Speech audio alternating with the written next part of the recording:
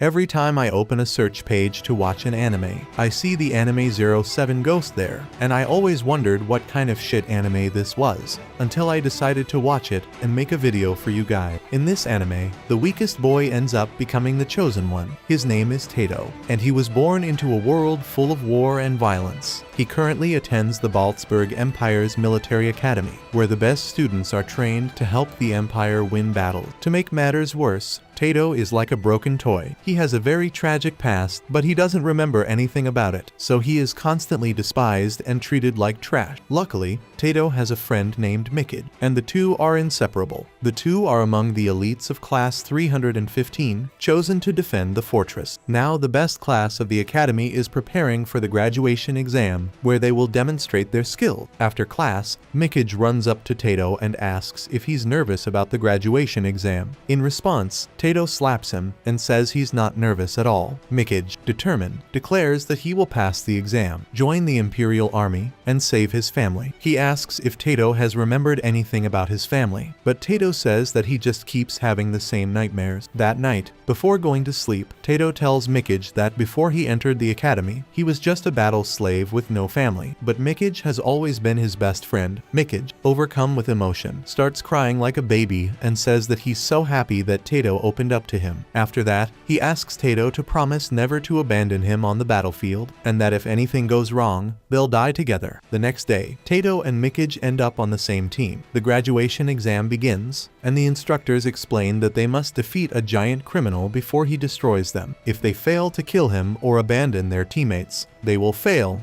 and when the criminal is revealed, everyone realizes that he looks like a huge monster. However, a smug teammate comments that defeating this monster will be easy, but the criminal quickly shuts him down by knocking down one of his friends. As chaos takes over the arena, a white-haired man with a cold expression, General Anyim, appears, visibly irritated to deal with this mess. The students are being massacred by the criminal, but Tato and Mikid manage to resist, and just like the last contestants on a survival reality show, they continue to fight bravely. When the criminal jumps towards Shuri, Tato and Mikid block an attack and hit him in the stomach. Tato jumps on the criminal's arm and starts to attack him, but the enemy grabs Mikid by the neck and threatens to choke him. Seeing his friend in danger, Tato jumps up and kicks the monster in the face, using his powers to capture him. He then demands that the criminal surrender, and the monster complies. However, the instructors say that Tato will only finish the exam when he kills the criminal. However, Tato refuses to comply with the order. Soon after, Anyim enters the arena,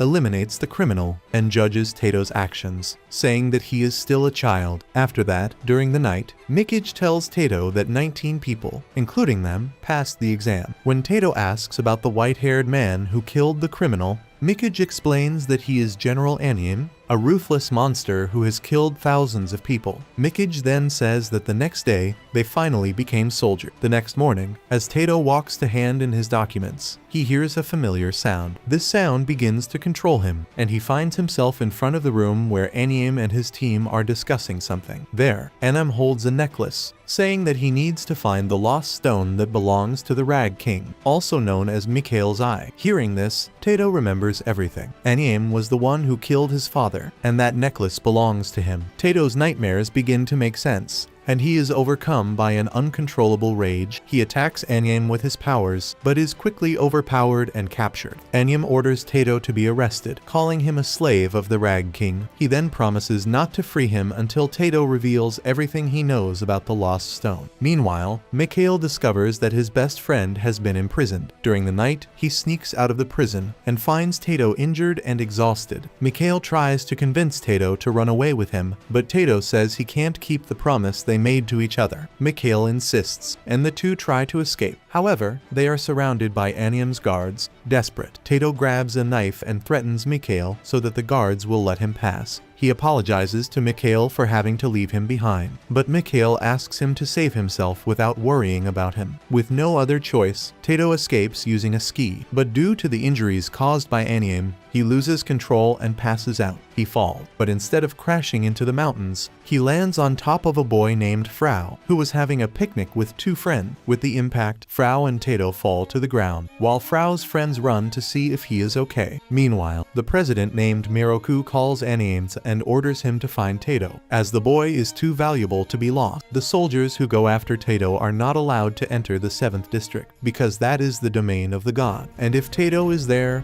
the soldiers will not be able to arrest him. Frau and her friends drag the unconscious Tato to a church, hoping to wake him up, and when Tato finally wakes up and opens his eyes, the first thing he does is kick Frau in the face and try to jump off the balcony. But Frau, with his quick reflexes, drags Tato by his shirt in mid-air, saying that he has never seen anyone so eager to die. As Frau struggles to stop Tato from jumping, another boy intervenes, lifting Tato back up and scolding Frau for picking on small children. When Tato asks why they are saving him, the bespectacled boy explains that this is a Barsberg church in the 7th district, and that the three boys are members of the clergy. The guy with glasses introduces himself as Castor, the boy with purple hair is called Labrador, and the one with the scary appearance is called Frau. When Frau asks if he is from the Imperial Army, since he has a tattoo on his neck, Tato shouts that he is not part of those bastards, and seeing the bad state Tato is in, the three boys ask him to rest well and leave him alone.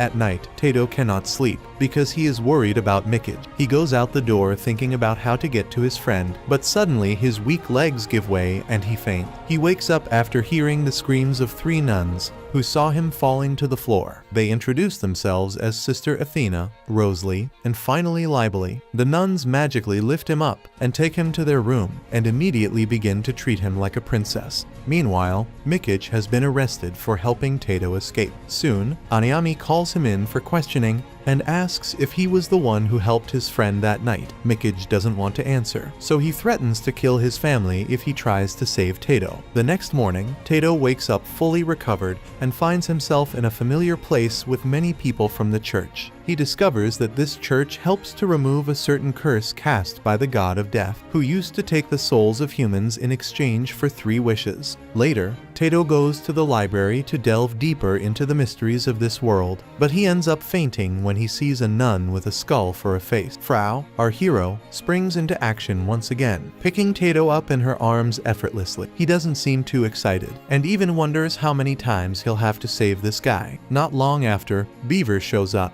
mentioning that he's the mastermind behind this creation of the skull-faced nun. The mysterious nun hands Castor a book, but Frau wastes no time in grabbing the book, grabbing Tato, and running out of the library as if he were on a secret mission. Outside, Frau reveals that the supposed book is actually a magazine full of scandalous photos, and before Frau can enjoy this treasure, the skull-faced doll kicks him in the head, thus interrupting his adventure through literary magic with incredible curve. Later, when Tato asks Castor about what happened 10 years ago, he explains that long ago, there were 2 nations. One was called Barsberg and was under the divine protection of Raphael, and the second was the kingdom of Hags, under the divine protection of Mikko. The 2 nations signed a pact to continue fighting and working together, but 10 years ago, Hags broke the pact and declared war on the Barsberg Empire, which was soon destroyed. Tato asks if this is really true, and the Frau tells him that if he doesn't believe this version of the story, he must find out the truth himself. On his way to find out more about the war, Tato comes across a huge statue, and the nun tells him that long ago, the god of death, Vel-Loren, committed the sin of escaping from heaven to the surface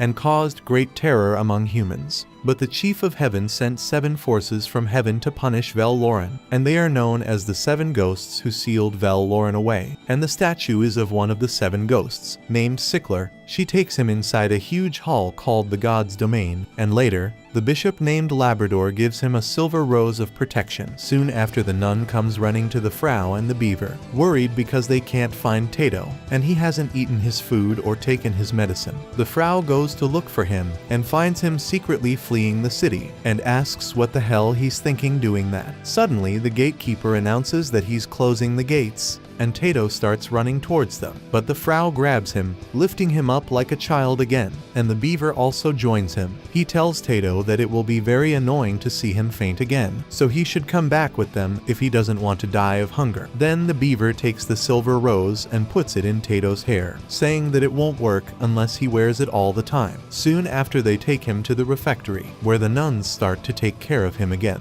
They take him to a table specially prepared for him, and ask him to eat well and regain his strength. As soon as Tato gets up, the lid of the pot, he almost falls off his chair when he sees eyeballs for dinner. The Frau smacks her lips and happily devours the eyeballs, while Tato is almost vomiting on him. The nuns then tell him that they can't eat meat, so receiving eyeballs for dinner is a blessing for them. Soon the Frau sticks a fork in Tato's food, saying that he can eat his food if he doesn't feel like it. But Tato quickly puts something in his mouth, and surprisingly it tastes good. The Frau mocks him, saying that he is so small because he grew up eating only pills, vegetables and meat, and that he should eat more organic things to grow. And realizing that he is really small, he starts devouring this food, and everyone looks at him in astonishment. When the nuns ask him his name and identity, Tato becomes silent again, so the nuns quickly leave the room and ask him not to worry and enjoy his time at church. Soon everyone starts eating, but Tato still keeps thinking about after returning to the Pazberg Empire. Miraku asks if Tato has been located yet, and the soldiers respond that they tracked him and found evidence that he fell into the 7th district. Miraku then asks Anium why Tato fled, and Anium's subordinates explain that Tato was just homesick, and that when he missed the academy he would return. However, other members of the meeting accused Anium of forcing Tato to flee, using violence against him without the permission of the elders, and that Tato is an important candidate for Mikhail's eye, and they demand that Anium take responsibility for his action. When Anium asks why Miraku took Tato under his protection, Miraku responds that the slave emblem mark on Tato's body prevents him from finding a place where he can be protected, so Tato will eventually return. In the 7th district, Tato is busy with his daily chores, helping the nuns who treat him with great affection. Sometimes he has flashbacks of when he was bullied at the academy for being a slave. In his memories, one day a bully at the academy forced him to lick bird poop that was stuck to his shoes. Before Tato could react, Mikhail intervened, knocking the bully down with a punch and ordering him to lick his own boots. This incident resulted in both of them being arrested, but it also marked the beginning of a deep friendship between Mikhail and Tato. Now Tato cannot simply remain in the church, while Mikhail, who helped him escape, may be suffering under the control of Anium. He decides to leave the church when suddenly an elderly man approaches him and tells him that his wife is buried in the church cemetery. He reflects that he cannot leave the church because it would make his wife feel lonely. He also reveals that he no longer has a home and realizes that Tato is in a similar situation. The man asks what is troubling Tato, and in distress, he says that he can only remember part of his past and that he failed to protect his best friend, just as he had promised. The man tells him to go somewhere before the clock strikes midnight if he wants to free himself from his regret. Tato puts the silver rose in his bed and prepares to leave, but Frol blocks his path. Frol asks what a weakling like him plans to achieve by returning. An angry Tato attacks using his power. The beaver, who was just watching the scene, realizes that Tato is also capable of using a power called Zephyrus, a rare gift granted by God, which allows him to channel divine energy into various forms, and this power is usually activated by his emotion. Tato attacks Frol again, and the two engage in a fierce fight, rising into the air like mortal enemies, and despite Tato's aggressive attacks, Frol remains on the defensive. The beaver and Labrador watch, realizing that although Tato is strong, he is still unable to overcome Frol. Frol taunts Tato, asking him to stop acting like a child and become more powerful if he really wants to return. Enraged, Tato activates his full potential and attacks Frol with full force. When the dust settles, Tato realizes that Frol has not suffered a scratch and is right behind him, and Frol explains that his power alone is not enough to defeat him. With that said, he punches Tato in the stomach, making him faint, and the beaver ends up reprimanding Frol for overdoing it. But Frol assures him that now Tato will not try to escape anytime soon. Later that night, Tato wakes up from a nightmare in which Mikij was being tortured by the Anin. He remembers the old man's words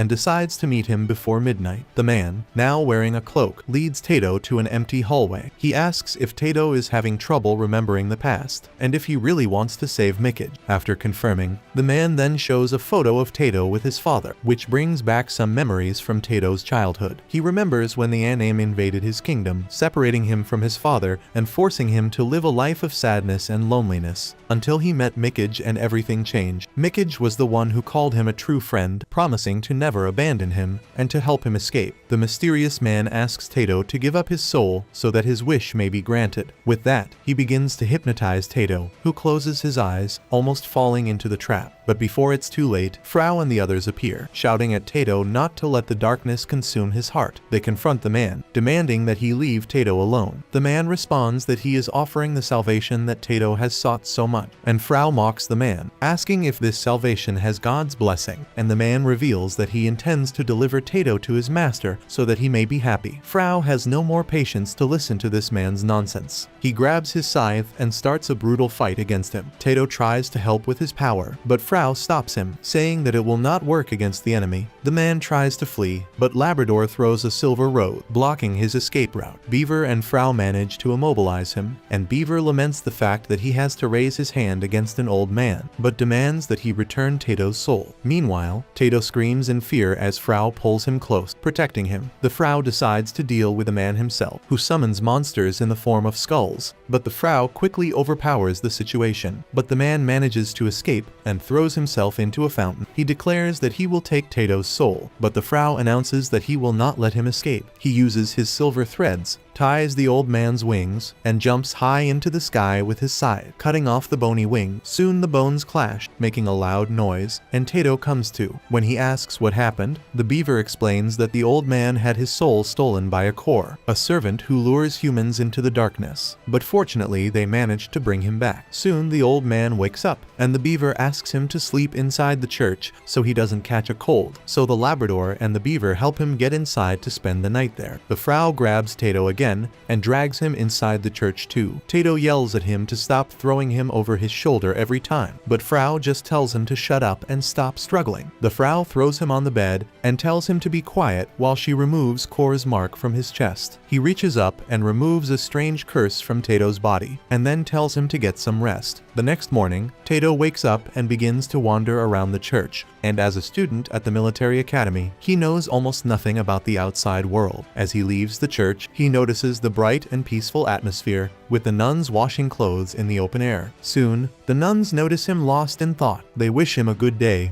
and say that they are mending his old clothes. One of the nuns, Rosalie, shows Tato a certain piece of clothing and says that she will wash it for him. Embarrassed, Tato quickly snatches it from her hand, saying that he will wash it himself. As he runs, he bumps into the Frau, who mocks him, saying that she almost didn't notice him because he is so small. When Tato asks what the Frau wants from him, the bishop replies that he won't let Tato go anywhere unless he's well enough to take care of his own affairs. Tato thanks the Frau for taking care of his life, but to lighten the mood, the Frau grabs Tato's underwear and throws it into the air, and Tato screams in embarrassment and falls into the water while trying to catch his clothes. Soon, a water elf appears and begins to hug him. Terrified, he jumps out of the water, and the keister introduces the elf as Hazy. Hazy seems to like Tato and hugs him again. The keister then asks Tato to look at the old man from last night, who is now having fun with his family. Tato then remembers what happened the next day, and he asks the keister what a Kor is. He explains that when the Chief of Heaven grants life to humans, they are allowed 3 wishes. Humans are asked to fulfill 3 dreams before their souls can return to heaven. However, Kor interferes with these dreams, luring people into the darkness and stealing their soul. Thus, the church's job is to protect people from Kor, but he asks Tato to keep everything a secret. Before leaving, Keister asks what Tato's dream is. Lost in his thoughts, Tato reflects on Mickage. He always believed that he had no dreams, and that he would only follow the path of the military. But now his dream is to never abandon Mickage, who has always protected him. Meanwhile, Mickage thinks about the times when he and Tato used to have fun together, and during one of those times, while they were fishing, Shuri made fun of Mickage for being friends with a slave. An angry Tato started to beat Shuri, but Mickage stopped him. Mickage has always been grateful to Tato for being by his side, so he doesn't mind this kind of of bullying. Suddenly, Anyama visits Mikage in prison and tells him that his younger sister has come to visit him. Anyama threatens him, asking if he will choose Tato over his own family. Mikage replies that his family will understand his intentions, and that he will never betray a friend. And again, he reaffirms his oath to protect Tato. At the church, the Frau is irritated that Tato is leading such a boring life, and the beaver realizes that the Frau cares too much for Tato, much more than he admits to caring. Meanwhile, the Labrador looking at the flowers tells him that something very dangerous is coming. Later, as Tato walks towards the church, a boy in a cape hugs him, and to his surprise, it is Mikage. Still in disbelief, Tato asks if he is really his friend, and Mikage grabs him by the shoulders, assuring him that he is Mikage, his best friend. On the other hand, as the three bishops observe the scene unfolding before them, the Frau asks the Labrador if Mikage is the dangerous person who will destroy Tato's world, but the Labrador remains silent. Later, they take Mikage into the church and discover that he escaped from the Imperial Army to look for Tato. Mikage replies that he and Tato are more than just friends. They are companions for life. When the Frau asks how he managed to reach the 7th Division without much difficulty, Mikage replies that it was nothing, and realizing that Tato is worried about his friend, the beaver assures Mikage that he can stay there as long as he wants. However, Tato asks if it is a good idea to risk everyone's lives for his sake, and seeing that Tato is thinking too much again, the Frau lightens the mood, saying that after reuniting with his friend, Tato should be happy. He then hands Mikage a forbidden magazine, and Mikage jokes that he now has a reason to live, and Tato just calls him a pervert. The three bishops then leave the room, leaving Mikage and Tato alone to sort things out. Now the Frau asks the other two if they are sure that Mikage is really him,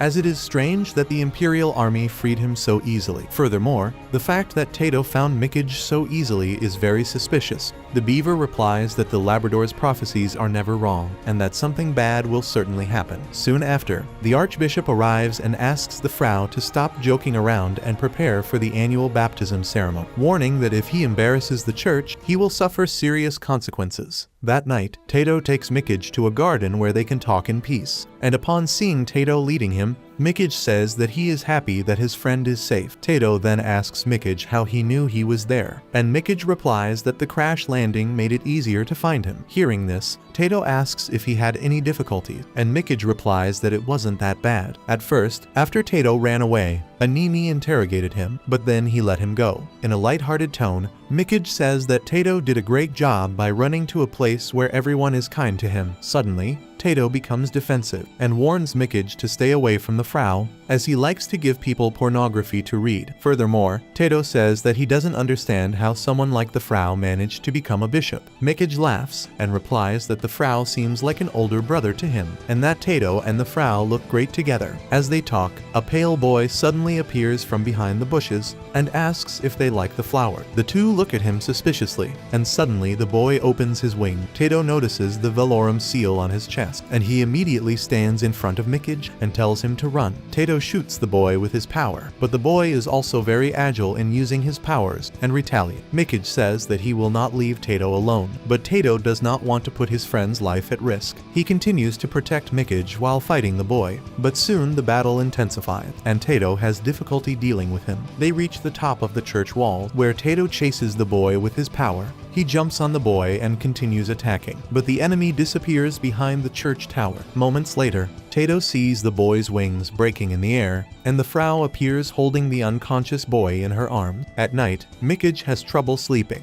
and Tato asks if it's because of everything he told him about him, Tato being the heir to the Hag's kingdom. Mikage says he believes him, and jokes that Tato has always had an aura of royalty, even when they were in the academy, and he was treated like a little piece of trash. Mikage then shares his memories of when the war against Hags ended, and he was still a child. He remembers his father celebrating the victory, but Mikage, even as a child, couldn't understand how anyone could be happy after so much destruction. Mikage then tells Tato that he's glad he's not alone, and that he'll learn more about Hags and himself. He asks Tato to remember two things. First, he should never mess with the Imperial Army, and second, revenge is not the way to go, as it will only bring more pain. Mikage promises to support Tato, but a worried Tato asks why Mikage is talking about it as if it were a farewell. Mikage dismisses the idea, stating that nothing can separate. The next day, the Thanksgiving festival at the church is held, and the nuns take Mikage and Tato to explore the town's shop. The Labrador sells medicinal flowers, while the Beaver and Frau sell dolls and meatballs. Later, Mickage tells Tato that he enjoyed being there, but that he needs to return to the Imperial Army and report that he did not find Tato at the church. He believes that if he does so, everything will be fine. During the baptism ceremony, everyone gathers before the Archbishop, but Tato stops Frau, who is running towards the chapel, and asks him to take care of Mickage once he leaves. The Frau informs that Mickage is a free spirit who seeks his own path, and meanwhile Mickage sees a cart crashing into the church and discovers a girl with greenish-white hair marked with the seal of Velaram. Mickage quickly grabs the girl and tries to take her to the chapel to be baptized, but she releases her wings and captures him. He manages to free himself and escapes, but the girl continues to fly after him. The crowd panics, and Mickage takes the girl to a restricted area. He notices that the girl looks like his own sister, which leaves him in an emotionally complicated situation. The girl releases demons and asks Mickage not to abandon her. Suddenly, she attacks him, but Tato arrives in time to save his friend. Beaver's dolls try to help, but the girl destroys them with her black wings. She continues screaming about how she has always been alone, while Mickage and Tato desperately try to protect her and themselves. Saying this, the girl takes Mickage in her arms and declares that she will not allow her brother to leave her. She attacks Tato with her wings and declares that she will not allow him to be with Mickage. This is how we discover that Mickage was sent there to capture Tato, and since Mickage didn't seem to want to carry out the mission, he ended up doing it with his sister, and as soon as the girl tries to kill Mickage, Mikhail's eye that is with Tato comes to life, and a strange energy begins to pulse around it. Frau arrives to the rescue, and with an incredible blow, he breaks the girl's wings, leaving Aname suspicious and wondering about Frau's true identity. Some time later, Tato wakes up and sees Aname holding the girl in his arms. The Labrador comments that it is not Mickage who will destroy Tato's world, but his arrival has unleashed destructive forces that were dormant. The next day, Mickage decides to go to the bazaar and make a decision. He needs to leave that place as soon as possible, because he believes that to protect his family, he would have to die. However, Tato appears and invites him to watch the parade. Mickage decides to make the most of it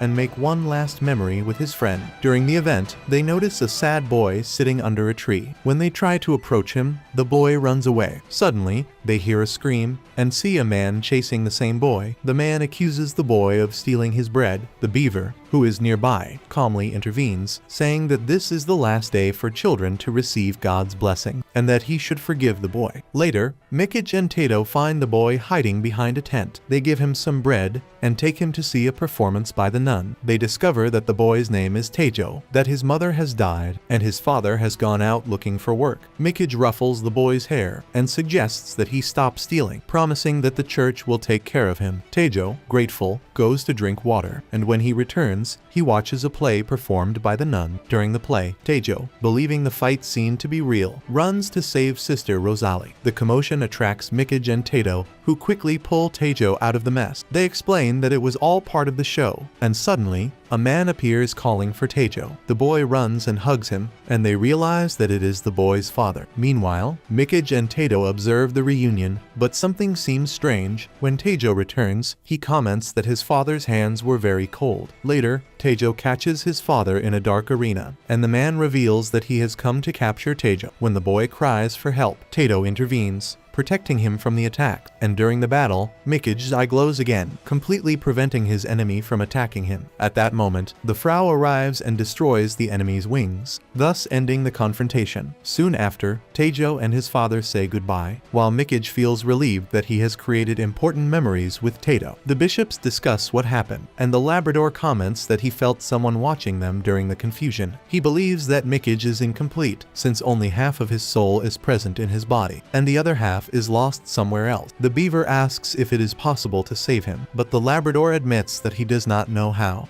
Mickage, in turn, suffers intensely. He realizes that he is being controlled by Anyam. Desperate, he asks Tato to kill him before he hurts anyone, but despite this, Tato refuses, saying that he does not intend to abandon him. Mickage then confesses that Anyam took half of his soul, forcing him to choose between Tato and his family. Before losing control completely, Mickage declares that he loves Tato very much. Now possessed, Mickage attacks Tato, who flees and finds himself cornered. During the confrontation, him. Mikage transforms into a nucleus with dark wings, attacking Tato ferociously. Despite the difficulties, Tato remains determined to save his friend, and at a critical moment, Frau intervenes, managing to stop Mikage from causing more damage. Tato, still emotionally wounded, vows to find a way to free Mikage from Anyam's control, even if it means defying fate. Meanwhile, the bishops remain vigilant, knowing that a great battle is coming. Mikage seizes the opportunity to attack, sending Tato sliding across the ground. He grabs Tato by the neck and taunts him, saying that there is no way he can be the king of Hag, since Hags never had a son. A desperate Tato calls for Mikage's return, but the creature controlling his body claims that destroying his wings will not bring Mikage back. Tato insists, saying that he will never abandon his friend. He shouts his determination, but the creature responds sarcastically, saying that Tato will never recover Mikage's soul, as he betrayed the Imperial Army. When Tato asks why Mikage doesn't kill him, he reveals that it is because Chairman Miroku wants him back alive. Suddenly, Mikage activates a trap around Tato's neck, causing him to fall off the bridge. He lands near a mysterious wall that seems to contain trapped souls. Then, in an act of desperation, Tato pounds on the wall, begging for Mikage to return. To his surprise, the wall breaks, and a soul emerges, connecting with him. Meanwhile, Bishop Labrador warns the others that Tato is about to awaken. Just as Labrador makes this declaration, a tear from Mikage falls into Mikhail's eye, located on the back of the Tato, unleashing an energy deep within him. Meanwhile, the Frau, in the form of a Grim Reaper with a ghostly smile, continues to search for Mikage and the Tato. He receives information from a group of fairies that they are both on the Bridge of Trial. The Tato jumps into the air and releases a powerful energy against Mikage, demanding that he remove the collar that is around his neck. Exhausted, the Tato falls on his back and begs Mikage to free himself from the control that the Frau has. However, Mikage tightens the golden ropes around the Tato's neck, trying to suffocate him, and when Mikage is about to kill him, the Frau intervenes, asking the creature if it was she who took Mikage out of the Tato. Anyam, who is now in control of Mikage's body, recognizes Frau as Zerul, one of the 7 ghosts he faced in the past, and upon hearing the name Zerul, Tato remembers a nun who told him about the 7 ghosts.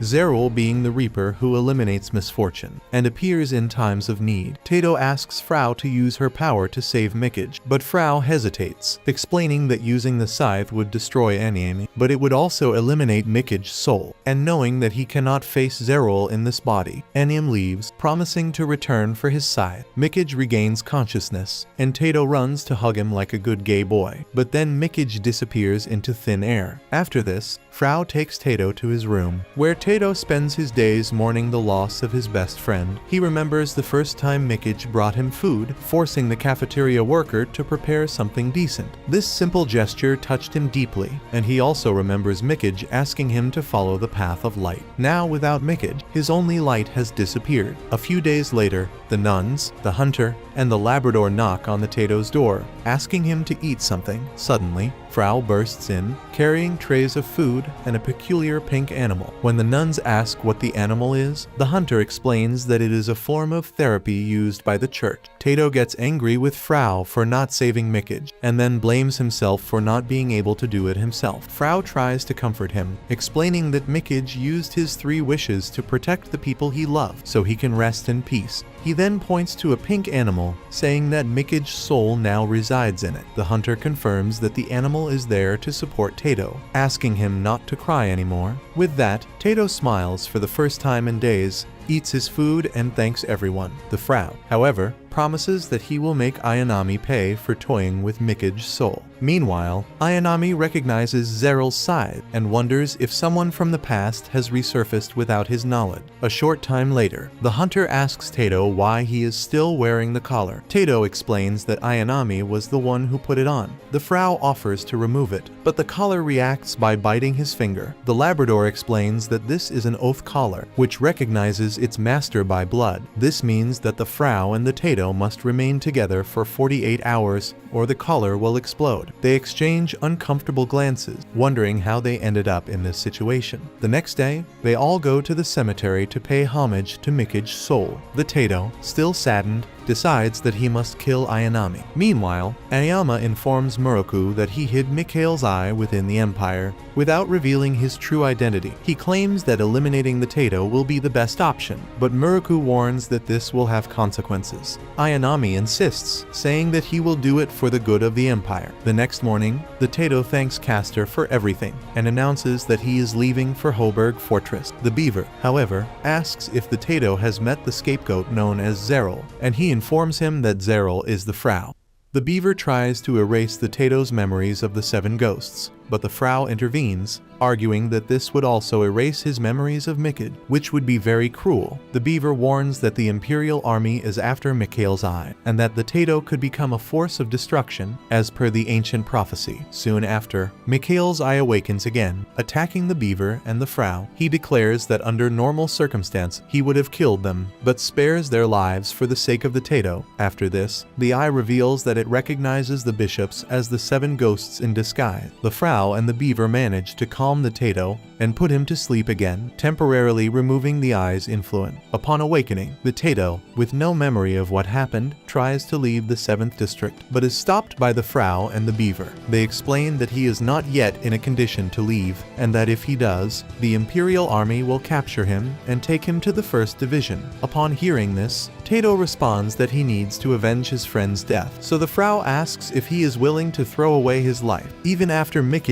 gave him a new chance by sacrificing his own life for him. Then the Frau drags Tato into the church, where Mikhail's last words are written. Tato learns that his friend wishes him a long life, and the Frau tells him that Tato is just trying to escape the emotional mess he is in, and that he should accept living with the pain instead of giving up. Tato, deeply moved, cries like a child when he reads the heartfelt messages Mikhail left for him. Soon, Tato begins to live in the church, helping the nuns clean the hallways and climbing the towers with the Frau to perform daily tasks. During this time, Tato asks the bishops what is the point of staying alive if he cannot repay Mikhail. However, the cheerful Beaver tells him that he has found a way to avenge Mikhail, but in order to do so, Tato would have to take an exam to become a bishop, and if he passes, he will receive a pass that allows him to travel and live anywhere for free, as well as being able to pass through the strict military checkpoints in the Barsbug Empire. The Beaver explains that the exam will be held in a month, and that he needs to prepare in advance. Tato agrees to take the exam, and the bishops take him to the library, bombarding him with huge books. The Frau informs him that the first stage of the exam is written, and consists of 100 questions covering 77 volumes with several hundred chapters of the Bible. The Beaver asks Tato to memorize all of this content in just 30 days, and Frau wonders if Tato will really be able to do it, since it took him about 3 years to learn everything. But the Beaver counters, saying that it took him 3 years because he is an idiot. As soon as Tato opens the volumes of the Bible, he realizes that he has read them before and asks the Beaver to test him. When the Beaver starts asking questions, Frau is incredulous when he sees Tato narrating everything as if he knew the subject. Tato explains that the words appear in his mind like a Linar song, but he still needs to memorize several details to pass the exam. After some time, the Beaver brings a gun and explains that the second part of the exam is a practical test involving the power they use in this anime, where Tato will need to show his skills. The Beaver says that in this world, many things cannot be protected with just affection and prayer. That's why the bishops arm themselves to help the lost people who have gone astray when they lost their dream. The Frau takes the Beaver's weapon and explains that the second exam consists of destroying a core, that creature that possesses people. He adds that not everyone can use the weapon they use, since it is necessary to channel their power to capture and eliminate a core. The Tato takes the weapon and comments that at the academy, he learned to channel energy through weapon. He activates his power to try to use the weapon, but he cannot control it. Frustrated, the Tato asks if a boy like him can really become a bishop, and the Frau explains that normally people start out as priests, but those who can use this power at a young age have a special chance to become a bishop directly. And the Beaver adds that unlike the other bishops, he will be able to travel the world to face the servants of darkness. The Tato thanks them and asks who created that special weapon. They explain that it was the work of a master craftsman who visits the church annually. The Frau places a badge on the Tato warning him that he will be under constant surveillance and that he must behave appropriately during training. Later,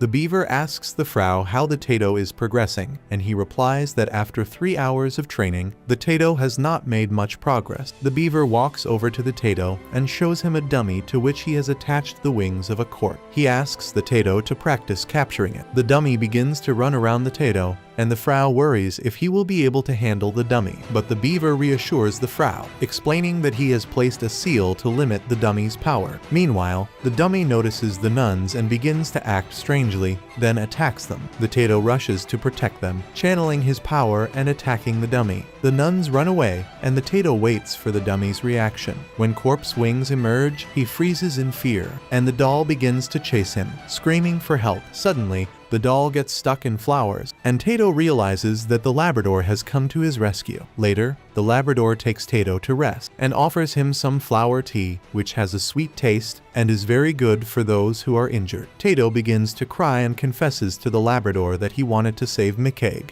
but his friend asked him not to. The Labrador explains that McCaig has already forgiven him, and because he loves him, he chose not to hand him over to the Imperial Army. Upon hearing this, Tato realizes that McCaig is the true treasure he has received, and begins to reflect on how to live a life that will make him happy. At that moment, the eye in his hand begins to glow. Later, while walking back to his room, Tato thinks he sees McCaig. He puts his hand on the shoulder of a blonde boy, but realizes that it is not McCaig, but rather another candidate for the bishop exam. The blonde boy mocks the boy, saying that he did not know that they allowed children in the exam. The angry boy calls him gay, when the boy himself is very gay, and then he asks if the boy knows someone named Shuri from the O'Hake family, because he looks like the Shuri from the academy. The two begin to argue and are ready to fight. Then the blonde boy identifies himself as belonging to the O'Hake family, and explains that he is there to look for someone. He walks away, but the boy follows him. During the chase, the boy comes across a group of bishops watching Archbishop Bastian capture a core. He witnesses the Archbishop performing the procedure with his power in a very gentle way, without causing any pain to the victim. Impressed, Tato asks the beaver how Bastian manages to do this, and the beaver explains that the Archbishop is an expert in the healing power used to bind and remove cores painlessly. The beaver assures him that,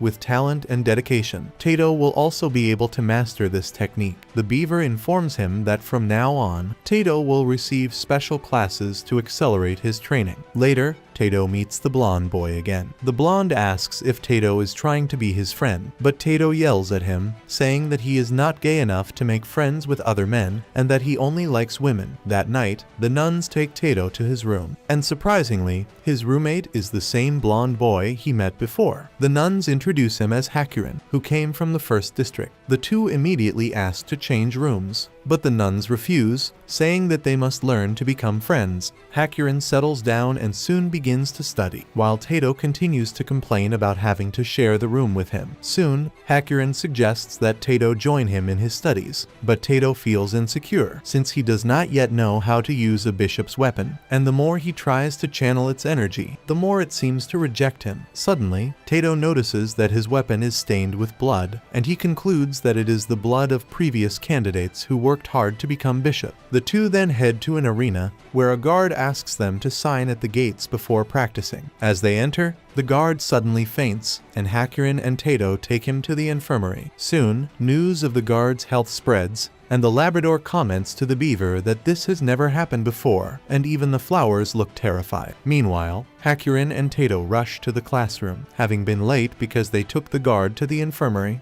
On the way, Hakurin tells Tato that he is a good boy for helping the guard, but Tato shyly asks him to stop treating him like a child. When they arrive at class, they find other candidates showing off their weapons, and Tato realizes that his weapon is different from the others. A nun leads them into a barrier of water, where cores float above them. She tells them that the cores cannot come out of the water, but they are still real and can be manipulated with the mind. Suddenly, Hakurin tells Tato to step aside, and begins attacking the cores with his great skill, impressing everyone. Hakurin then tells Tato that they are different, as they have different emotion. Tato realizes that this weapon is a tool that responds to words and emotions, but its energy is not working because the bishop's weapons are not made to kill. He tries to channel his energy, determined to never lose anyone close to him again, but his power still fails. The others start to laugh at him, but Hakurin encourages him to keep trying. At that moment, Archbishop Bastian approaches and asks Tato to focus on his desire to serve God and try again. Tato admits that he doesn't know what God is like, but if God can give him strength, he would be very grateful. However, when it comes to imagining God, he imagines Mickage, and that is quite suspicious. If I hadn't made this video up to this point, I would have stopped right there, because that was pretty gay. To make matters worse, when he does this, a powerful energy emerges from his weapon, freezing everyone in place. Bastian realizes that Tato is holding Frau's Bacchus, and then Tato is quickly asked what his relationship with Frau is. The confused Tato responds that Frau is just a perverted bishop,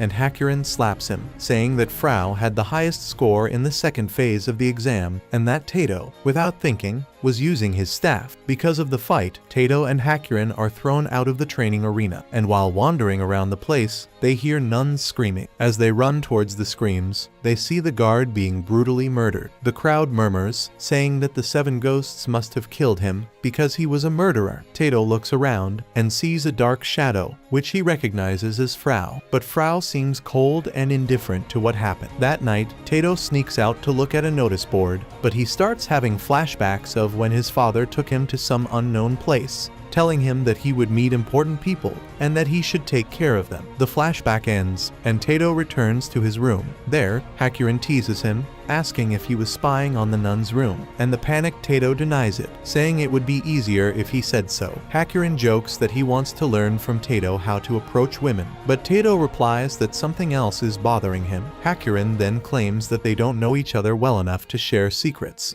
And the next morning, while going to class, Tato is surrounded by nuns who praise him for being so dedicated to his studies. He says that he is going to the library, and they encourage him. In the library, Tato searches for information about his past and about Mikhail's eye. He remembers that his father risked his life to give him the eye, but no book contains useful information. Suddenly, a book magically opens, revealing a page about Velorin, the legendary god of death, who escaped to the surface after killing the Daughter of Heaven. Words begin to swirl around Tato, and he falls from his chair, drawing everyone's attention. Frau and Hakurin appear to help him, and Tato asks Frau about the guard. Frau, distracted by a magazine that Hakurin gave him, is reprimanded by Bastian, who confiscates the beautiful magazine. Bastian informs him that the Imperial Guard is investigating the guard's murder, and that a biopsy revealed that he died of shock after being stabbed in the back. He also mentions that the bloody footprints indicate that the killer convinced him to open the main gate. Bastian assures him that whoever killed the guard will be punished, even if that guard was actually a killer. And Bastian ends it all by saying that God protects the righteous. Later, the Beaver informs the Frau that the Pope has called a meeting. He warns that if his father cannot control his power and use his weapon, he will not be able to leave the church. The Frau opens the door to the room and finds the father standing there. The father apologizes to the Frau for breaking his staff and runs away, leaving the Frau wondering if he heard their conversation or not. Meanwhile, the father is furious when he learns that the 3 bishops already knew about Mikhail's eye, and that is why they did not allow him to leave. He remembers that he was an orphan, and that he was raised by the church, which taught him to be kind, share his things with others, and help those in need. But soon war broke out, and the king of hags was killed, and the father who raised him told him to survive and not fall into the hands of the Barsberg Empire. When Mikhail begs Tato not to leave, he assures him that when the time comes, he will remember everything. Mikhail tells Tato that he loves him and blesses him with his power, but is soon killed. The devastated Tato cries helplessly upon learning that Mikhail died because of him, and when Hakurin sees him crying, he tries to comfort him, but Tato cannot contain his grief. Soon, he confronts Bishop Frau, asking if he already knew about Mikhail's eye, since Bishop Labrador showed no surprise when he first saw it. Tato then thanks him for all the help he has received, but feels that the bishops are trying to use him in the same way as the imperial military. He yells at Frau, asking if he is also after Mikhail's eye, and attacks him in a fit of rage. The Frau, however, pins him down and asks if he really has time to judge others when he can't even protect himself. The Frau says that his job is to protect him, but that he can't always be by his side. He wants to make him strong enough to stand alone, and the Tato realizes that the Frau is talking exactly like his late father. Then the Frau goes on to say that Mikhail's eye is the hope that his father entrusted to him, so he must protect it. Suddenly, the Tato realizes that the Frau mentioned his father and demands to know how he knows about it, and the Frau only replies that he will meet his father soon.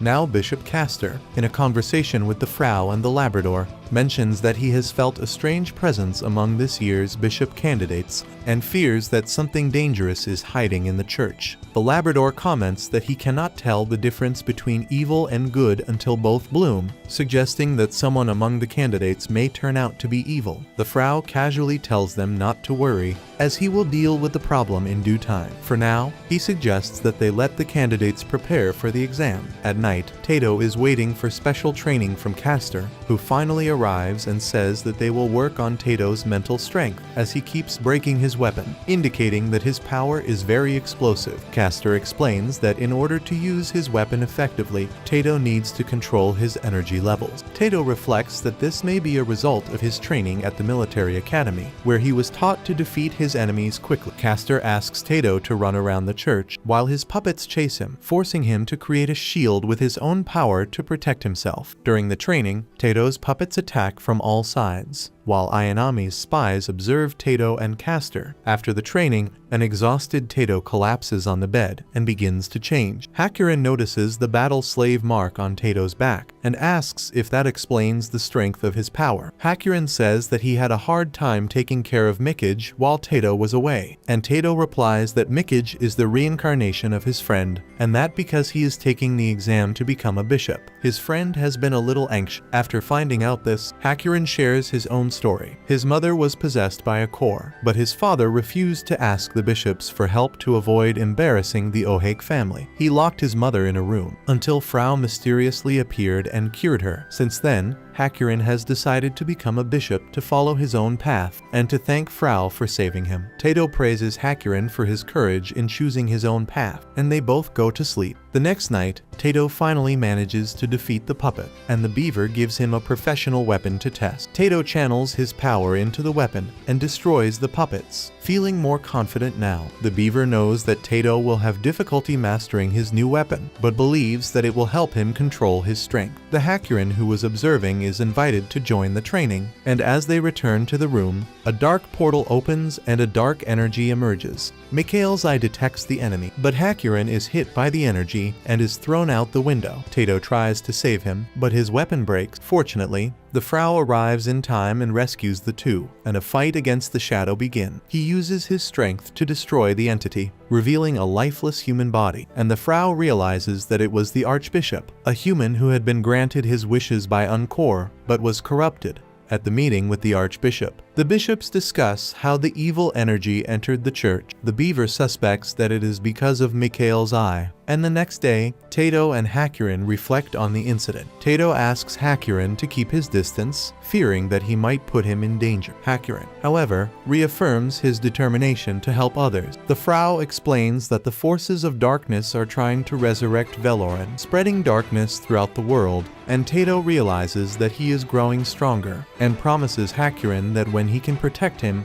they will be friends. Tato is later praised by the nuns for his efforts. He admits that he still has a lot to learn, but he decides to trust people and keep striving to achieve his goals. After arriving at the library, Tato and Hakurin were busy looking for books when a dark bishop, who was one of Ayanami's lackeys, approached him. Before he could do anything, the beaver interrupted him and asked what he wanted. The bishop threw a metal badge in Tato's direction and said that the owner of the badge, Afia Cruz, had asked him to deliver a message. Then, the bishop began walking towards Tato in a threatening manner. The beaver immediately immobilized him with his silver threads and threw him to the other side of the library. But even so, the possessed bishop continued talking, saying that the church was not on Tato's side, and the beaver wasted no time and quickly finished him off. With the chaos over, Hakurin asked who Afia Cruz was, and the Tato replied that the name sounded familiar to him, but he couldn't remember who it was. Soon, the Frau came running, visibly worried, asking if the beaver was okay. However,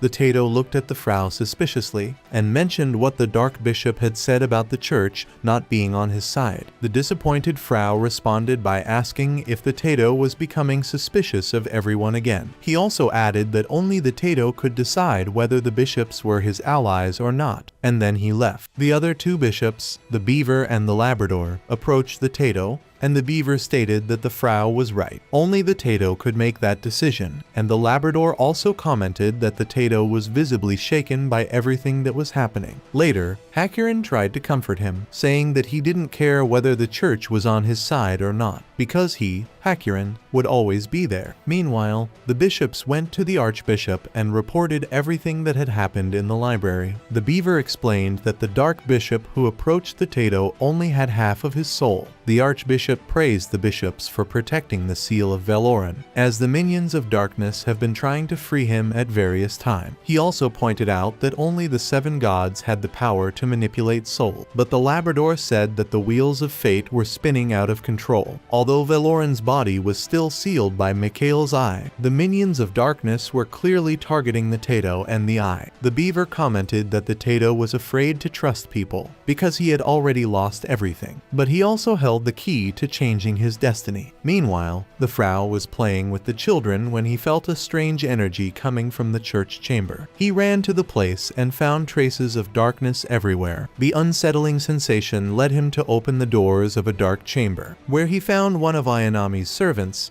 a man with pink hair. The Frau tried to attack him, but the lackey threw a body infused with the core at him. The enemy released a dark power, bringing lifeless bodies from the walls back to life like zombies ready to attack. The Frau reacted quickly, summoning his strength and cutting the zombies in half. He asked the pink-haired man if he was the Warspiel, a servant who was behind the roof, but before he could attack him again, the enemy disappeared into the darkness. The Frau tried to help the injured man who had been used as a weapon, but was surprised by the guards who arrived in the chamber and accused him of being responsible for the attack. And despite Archbishop Bastian trying to intervene, the guards took the Frau prisoner, ignoring his word. Meanwhile, the Labrador informed the beaver about what had happened to the Frau. He explained that the Frau fought against the dark servant to protect the roof, but ended up falling into a trap. Shortly after, the roof appeared, saying that he wanted to trust the bishops, but was finding it difficult. The beaver took him to a special room so he could confront his own soul, and the Labrador asked him to look inside himself once the mist had dispersed, and they both left. In the room, the Tato heard a voice telling him to trust the bishop, and what he discovered there. As he looked closely, he saw the image of his father before him. His father revealed that he would release another seal of memories so that the Tato could remember more things. The Tato then remembered that his father's name was Fiacruz, and realized that he had been raised by him in that church. Leaving the room, he told the bishops about his discovery, and the beaver and the Labrador informed him that Fiacruz was a bishop who had been excommunicated. When the Tato asked why, the beaver explained that Fiacruz stole Pandora's box from the church and fled to the kingdom of Rig. The box contained the body of the god of death, Verloren, and its theft sparked the war in Rigs. After Pandora's box was opened, the Imperial army invaded his father's kingdom and destroyed it, but they are still unsure of how the war really started. The Barsberg Empire believed that the Rigs kingdom used the bishop to steal Pandora's box, because with the 2 eyes, they would have revived Verloren and conquered the world. Thus, in the name of justice, Rigs was completely destroyed. However, some say that the Barsberg Empire made up the whole story, and used this incident to accuse the Rigs kingdom of planning a conquest, so the truth lies in the dark. When Tato asks why his father would do this, the beaver replies that only his father knows the truth, so he must find his own truth without blindly believing other versions of the story. The beaver says that he is the kingdom's last hope, and that he must not fall into the hands of the empire. Tato declares that his father saved him, and he must have had a reason to steal Pandora's box. Furthermore, he believes that his father had a reason to protect Mikhail's eye. Therefore, he decides to become a bishop and find out the truth. Soon the Labrador finds out that Frau has been sentenced to death. The theater is shocked to hear this. Then a beaver explains that Frau has been confined in the prison of Luz, accused of numerous crimes. On the other hand, Bastian tells the archbishop that the criminal who survived the attack is too weak to be questioned, but it has been confirmed that Frau was at the scene of the crime. The bishops should question a certain someone, and that way they will get the answer. But it seems that it is already too late. And now, when everyone wonders how Frau can be saved, the Archbishop ends up explaining that Frau does not want to be saved, saying that he has even given up living as a normal bishop, and the Pope has forbidden the Archbishop to reveal the exact reason. But he reveals that the Church is protected by a barrier and any enemy is powerless against it. Therefore, the barrier was probably broken by someone who could use a staff, which in this case is the name of the weapon that bishops use, which indicates that there is a traitor in the Church. Now we see the theater running through the canals, desperate to save the Summer that has always been by his side. He cannot understand why the Frau has been condemned to death. He believes that he does not deserve such a fate. Determined to help time, he seeks the help of Raised, who guides him through the underground passages filled with water that lead to the prison of light where the Frau is imprisoned. As they swim, the patient's mind fills with questions about the Frau's situation. The pressure of the water and his frantic thoughts begin to overwhelm him, making it difficult for him to breathe. Noticing his struggle, Aset helps him regain his strength, encouraging him to continue. The theater advances, deepening into the labyrinth of canal, until the rosette points to the place where the weakling is being held. Upon reaching the dungeon, the Tato immediately tries to break through the wall using his power. However, despite his attempts, the barrier does not give way. Frustration and worry torment him. As he wonders what he can do, he suddenly feels the Frau's power reaching him, and through it the Frau sends a message asking for the effect to go away. Frau states that this is his battle to fight, and that the theater should focus on its own problem. The 10 is stunned, not understanding how Frau could ask him to leave, especially now that his life is in danger. The Frau's words echo in the 10's mind, but he refuses to abandon him. He tries even harder, determined not to back down, using his power several times against the wall, trying to find a way to get through it. The 10 feels sad, angry that the Frau wants to deal with the situation alone, but his determination to help does not diminish. The 10 eventually expresses his gratitude for his efforts, but explains that running away would only confirm the suspicions against him. If he were to run away, he would be considered a traitor, and he cannot allow that to happen. The Frau asks the guy to leave without him and trust that he will find his way out on his own. Reluctantly, he realizes that Frau Guy's request is entirely right, even if it leaves him frustrated. And finally, before he can argue any further, the Frau offers him volume 3 of chapter 17 of the Bible, a gesture that leaves the reader momentarily confused. The gift carries a calm message of faith and encouragement, and the Frau wishes the guy good luck in his future endeavors, urging him to never give up. The guy feels a rush of emotion, but refuses to give up. Complete mind, he promises himself that this will not be the last time he sees the Frau, and although he has no choice but to leave for now, he silently promises to come back and rescue him, no matter what it takes. With one last look, the guy walks away, carrying hope and determination in his heart. On the way back, the bed remembers how Mickage used to tell him that he never smiled, and then, when Mickage is asked how to do it, he answers that he needs to relax his facial muscles, and even says that he should grow taller and smile more often. The Tato then turns around and gives a forced smile to Frau, who smiles back at him. The Tato leaves the canal, promising himself that he will never let anyone close to him die again. He then gives him a towel and reminds him that they had promised to do everything together, and affirms that the Tato is not alone. The Rav looks into the demon's eyes, says that his gaze has changed, which seems to mean that he has started to trust the Church again, and Rakuten says that he will work together with him to find out who falsely framed the beloved Bishop Frau. And so the anime ends with both ready to work together in the anime with a little gay dose. Comment: is the anime gay, or am I just watching it?